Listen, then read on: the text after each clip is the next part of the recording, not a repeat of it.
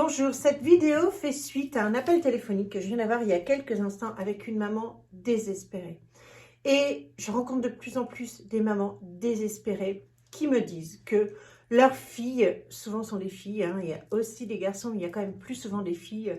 Leurs filles alors la plus jeune que j'ai vue c'était 11 ans, mais en général c'est entre 15 et 17, 18 ans. Elle vide les placards, elle vide le frigo. En plus, cette dame-là, sa fille a un problème de diabète, donc c'est dangereux pour sa santé, encore plus que les autres. Qu'est-ce qu'elles font encore? Elles se coupent socialement. Elles veulent plus faire de sorties, style resto, etc. Donc, vraiment, toutes les caractéristiques d'une adolescente qui tombe dans la boulimie.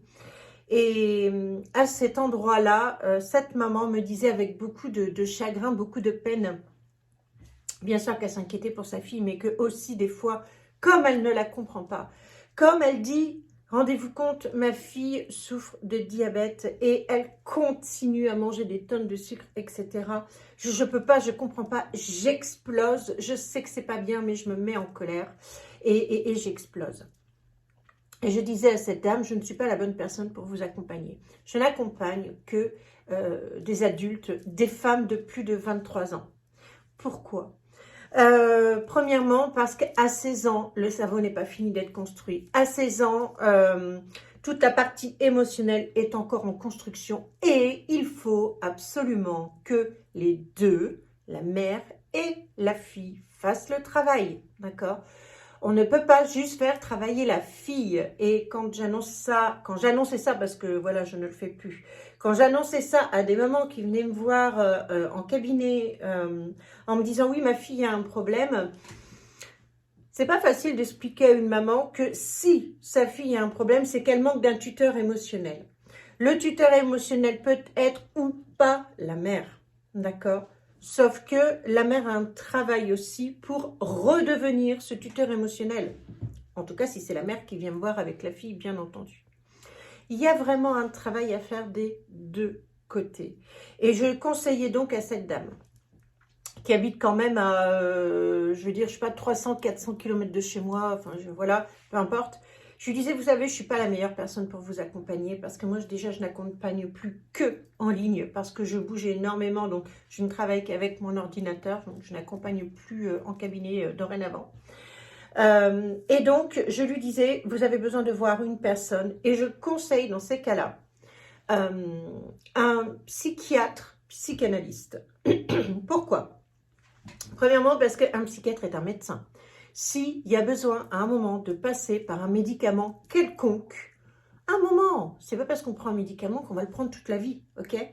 Le psychiatre pourra le donner, pourra le délivrer. Sortez de l'idée que vous puissiez vous faire accompagner par votre médecin généraliste. J'ai encore eu quelqu'un la semaine dernière qui m'a dit « mon médecin généraliste ne me comprend pas ». C'est normal, c'est un généraliste. Le généraliste, il est là pour des choses, on va dire, et d'une, basique, et de deux, quand il n'a pas les compétences, parce qu'il les a pas toutes, personne n'a toutes les compétences, de dire, ben voilà, vous pourriez aller voir tel spécialiste. C'est ça son job. C'est pas de résoudre tous les problèmes de la Terre, il peut pas, et ni lui, ni personne, ni moi, ni personne. Donc, je disais à cette personne d'aller voir un psychiatre, psychanalyste, toutes les deux, mais séparément. Chacune va faire son travail de son côté. Et je lui relatais un peu mon histoire par rapport à un de mes fils qui, à un moment de l'adolescence, a eu un moment un peu compliqué. Rien à voir avec la boulimie, mais il a fallu que moi aussi, je fasse un travail sur moi pour, lorsqu'il se mettait en colère, ne pas répondre par de la colère, ne pas le prendre pour moi, ne pas surréagir pour l'enfoncer. Et j'expliquais à cette maman, et elle m'a dit un grand merci, j'ai vraiment entendu quelque chose de très fort. Elle me dit, c'est quelqu'un de formidable. Enfin, voilà, enfin, je veux dire, moi, je suis pas là pour te dire, te vendre un accompagnement. C'est pas le but. Le but, c'est que tu t'en sortes. Donc, si c'est avec moi, c'est bien. Si c'est pas avec moi, c'est bien aussi. Et donc, je lui ai expliqué que pendant 3 ans,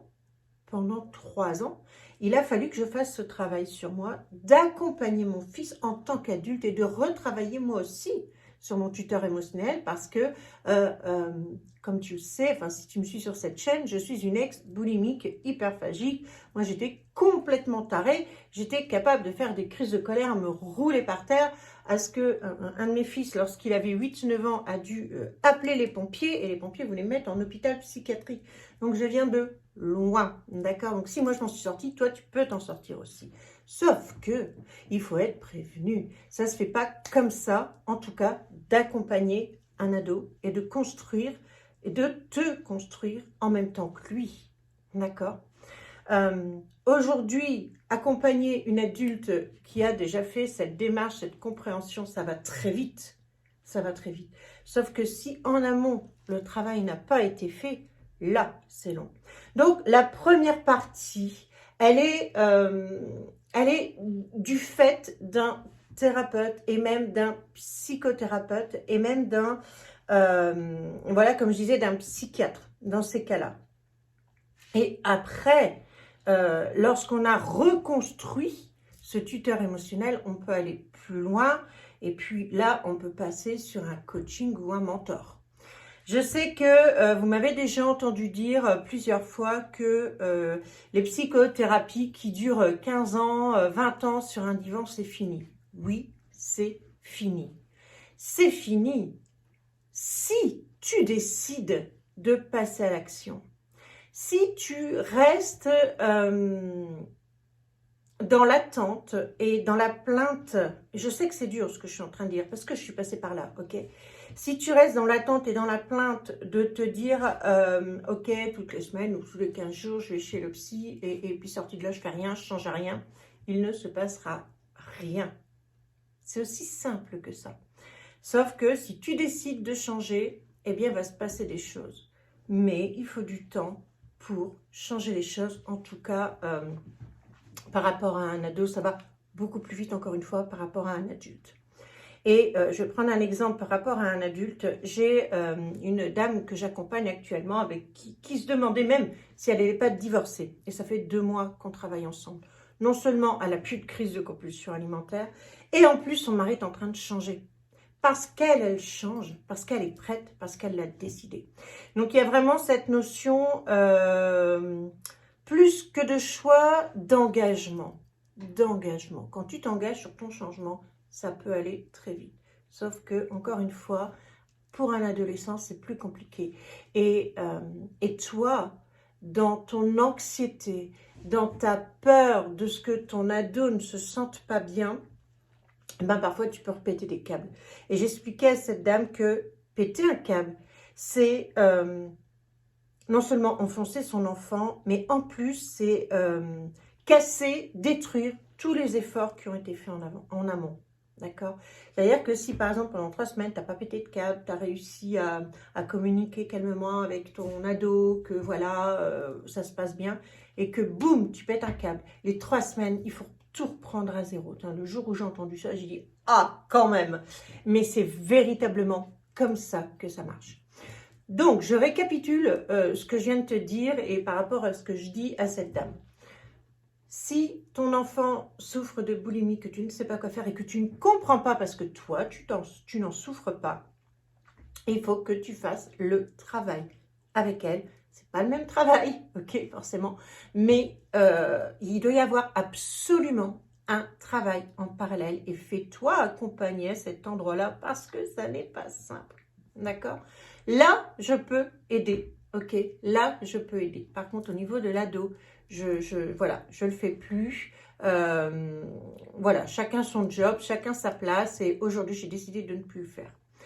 Voilà ce que je voulais te dire aujourd'hui. Mets-moi dans les commentaires ce que tu en penses. En tout cas, si c'est ton cas, sache que ça demande de la patience, mais que à la fin, tu crées une relation, et c'est ce que je disais à cette dame, une relation tellement magnifique quand ton enfant devenu adulte te dit « Maman, merci » et il me l'a dit plusieurs fois, « Merci pour ce que tu as fait, parce que je t'en ai fait voir. » Merci pour ta patience. Merci de ne pas avoir pété des câbles. Merci d'avoir été là, parce que plus d'une fois, j'ai été là, juste assise à côté, juste à respirer pour qu'il redescende dans sa pression. Ok. Aujourd'hui, on a créé une relation, mais tellement waouh, j'ai une émotion qui monte. Et c'est ça que j'ai envie que tu vives. Et c'est ça la vie en fait. C'est ça la vie. Et si c'est possible pour moi, eh bien c'est possible aussi pour toi, dès lors que tu vas le décider. Voilà. Ciao, ciao.